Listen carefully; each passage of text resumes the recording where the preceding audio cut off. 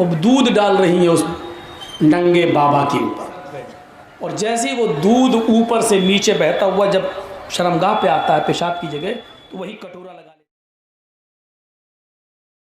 एक मौके पर तो मुझे किसी जैनी ने कहा था, एक सर्वधर्म सम्मेलन में मैं गया जिसमें हिंदू मुसलमान सिख ईसाई सबको बुलाया गया था, तो उसमें जैनी ने, एक जैनी जो था उसने, नंगा था वो, बिल्कुल नंगा बाबा होती है उनमें, पता नहीं कैसे ये लोग नंगों को बिठा लेते हैं स्टेज पर, मेरी समझ में नहीं आता, और उनके पीछे औरतें बैठी हुई होती तो और शर्म लगती है।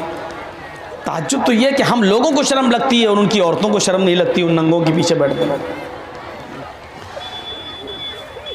अब वो नंगा बाबा खड़ा हुआ तो उसके लिए ऐसा स्टेज बनाया गया था, ऐसा वो बोलने वाला वो कि वो पब्लिक की नज़र उसके औजार पे ना पड़े, उसकी पूरी मशीनरी पे ना पड़े। अरे जब पर्दा ही कराना था तो कपड़ा ही पहना दो,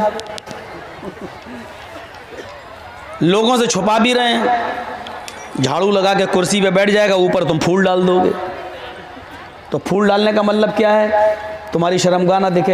अरे जब मकसद ही ये है कि ना दिखे तो कपड़ा पहना दो। कपड़ा नहीं पहनाएंगे साहब, क्यों? कपड़ा पहना देंगे तो गुनाह हो जाएगा। ऊपर वाले ने जैसे पैदा किया वैसे ही रहो। तो ऊपर वाले ने जब पैदा किया था तो इतनी सी उंगली थी, अब इतनी बड़ी हो गई, काट के फेंक दे। ऊपर वाले ने जब 2.5 किलो का तुझे पैदा किया, आज तू 70 किलो का हो गया है? तो 68 किलो काट के फेंक दे।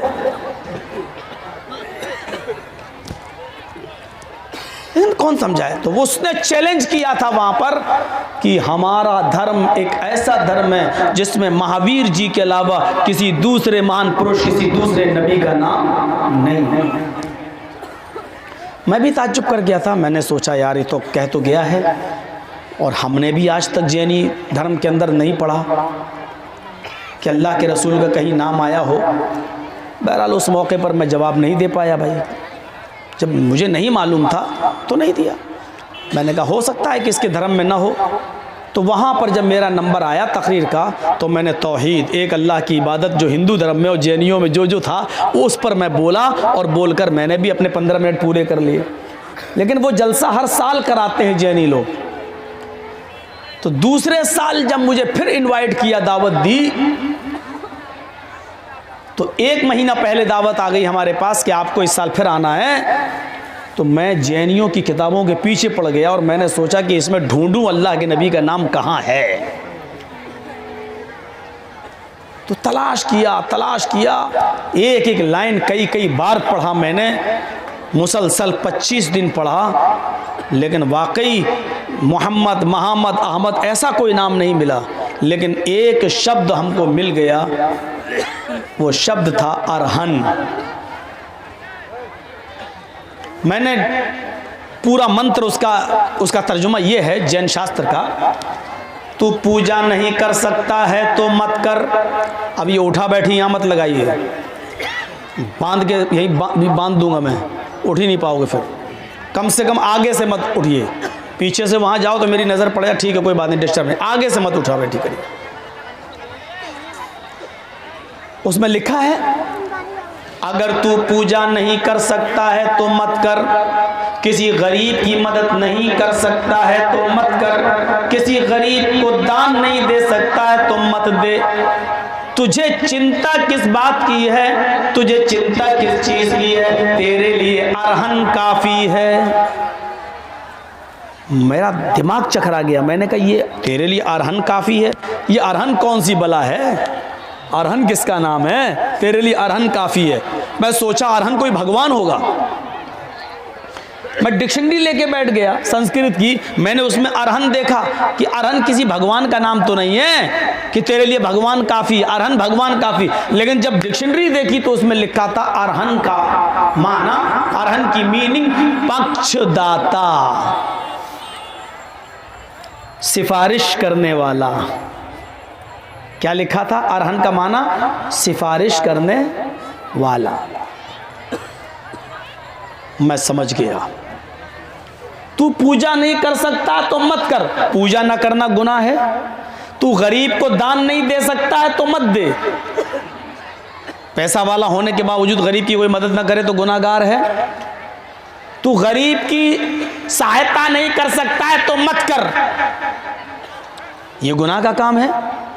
लेकिन आगे लिखा है कोई बात नहीं, तुझे चिंता किस बात की है, तेरे लिए अरहन काफी है। यानी ये गुनाह करने के बावजूद भी तू चिंता मत कर, तेरे लिए सिफारिश करने वाला काफी है। यानी कोई है जो अल्लाह से तेरी सिफारिश करेगा और तुझे जन्नत में ले जाएगा, कोई है सिफारिश करने वाला। तो अरहन का माना हो गया शफीउल मुज़नबीन, अरबी में गुनाहगारों की सिफारिश करने वाला, गुनाहगारों की शिफाअत करने वाला। तो अरहन संस्कृत में, और इसको अगर हमें अरबी में कहना हो तो इसको क्या कहेंगे हम? शफीउल मुज़नबीन। क़यामत के दिन मोहम्मद सल्लल्लाहु अलैहि वसल्लम जब अपनी उम्मत को देखेंगे ये जहन्नम के दरवाजे पर खड़े हैं और जहन्नम में ढकेले जाने वाले हैं, तब अल्लाह के नबी अपना सर सजदे में रख लेंगे और अल्लाह की हम्द व सना बयान करेंगे, अल्लाह की तारीफ व तौसीफ बयान करेंगे। अल्लाह ताला पुकारेगा, उनसे कहेगा इरफा रासक, ऐ मोहम्मद अपने सर को उठाओ, ऐ मोहम्मद सल्लल्लाहु अलैहि वसल्लम आप जमीन से अपना सर उठाइए, सल मांगो तोता, जो भी आप मांगोगे आपको दिया जाएगा, वशफि तुशफ़ा, आप गुनाहगारों की सिफारिश करिए, आपकी सिफारिश भी कबूल की जाएगी। उस वक्त अल्लाह के नबी अपना सर उठाएंगे और अपनी उम्मत के गुनाहगारों की शिफाअत करवाएंगे। फिर अल्लाह ताला नबी की सिफारिश कबूल करके जितने जहन्नमियों को चाहेगा, जितने गुनाहगारों को चाहेगा, उनको जन्नत के अंदर दाखिल कर देगा। मेरे प्यारे साथियों, ये है अरहन का माना शफीउल मुज़नबीन। जब दूसरे साल में गया तो मैंने पिछले साल वाले पंडित की बात जो इस साल भी आया हुआ था, मैंने दोहराते हुए कहा हमारे ये पंडित जी बैठे हुए हैं, ये पंडित जी बैठे हुए हैं जैनियों के, इन्होंने पिछली साल कहा था कि आपकी किसी भी धर्म के अंदर किसी भी महान पुरुष का, किसी नबी का नाम नहीं आया। लेकिन आज मैं तुम्हें बताता हूँ जैन शास्त्र के सफा नंबर 185, पेज नंबर 185 जो मैं अपने साथ लेकर आया हूँ, ये पंडित जी आप ही की किताब है, इसके सफा नंबर 185 को मैं खोल रहा हूँ और मैंने खोलकर वहीं पढ़ना शुरू कर दिया। तू पूजा नहीं कर सकता है तो मत कर, तू गरीब की सहायता नहीं कर सकता तो मत कर, किसी गरीब को दान नहीं दे सकता तो मत दे, तुझे चिंता किस बात की है, तेरे लिए अरहन काफी है। मैंने कहा पंडित जी जो अरहन इन गुनाहगारों के लिए काफी है और जन्नत में ले जाने वाला है, इसी अरहन का नाम तो हमारे यहाँ शफीउल मुज़नबीन जनाब मुहम्मदुर रसूलुल्लाह कहा गया है। आपकी किताब में भी हमारे नबी जनाब मुहम्मदुर रसूलुल्लाह का नाम मौजूद है। पंडित जी खड़े हुए कहने लगे मोहम्मद दिखलाओ। मैंने कहा ये तो बड़ी अजीब बात है यार, मैं कहूं कि ये आसमान है, तुम कहते हो ये आकाश है। मैं ये कहता हूं कि हमारे कुरान में इसको समा कहा गया, आसमान को अस्समा आसमान, और आपकी किताब में कहा गया कि आकाश से रोशनी निकलेगी। अब आप ये कहो कि हमारी किताब में आसमान दिखलाओ, ये तो बड़ी अजीब बात हो गई यार, ये तो अजीब बात हो गई। अरहन की मीनिंग तो है ना पक्षदाता। अच्छा आप बताइए जैनी लोगों को, आप बताइए इन ये तमाम लोग बैठे हुए हैं, आप इनको क्या कहोगे? अरहन काफी, अरहन आप लोग जानते हो? मैंने सारे लोगों से पूछा आप लोग जानते हो अरहन कौन है? सबने कहा नहीं नहीं नहीं। मैंने कहा बताइए बताइए, ये अरहन नहीं जानते, क्या बताओगे? बोलो।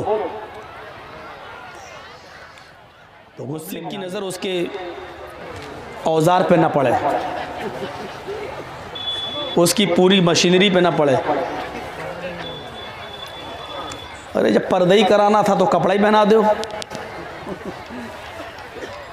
लोगों से छुपा भी रहे हैं, झाड़ू लगा के कुर्सी पे बैठ जाएगा, ऊपर तुम फूल डाल दोगे। तो फूल डालने का मतलब क्या है? तुम्हारी शर्मगाह ना दिखे। अरे जब मकसद ही ये है कि ना दिखे तो कपड़ा पहना दो।